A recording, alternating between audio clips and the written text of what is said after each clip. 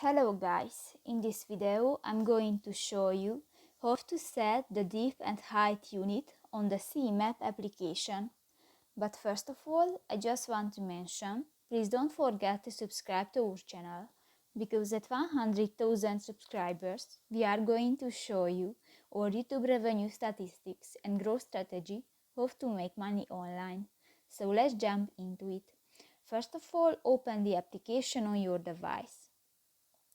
Tap to the settings icon next your email and go to the units section, and here you can find the depth and height option, and you can select feet or meters unit.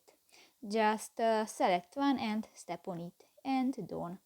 So that's pretty much it for this video guys. See you in the next one. Bye bye.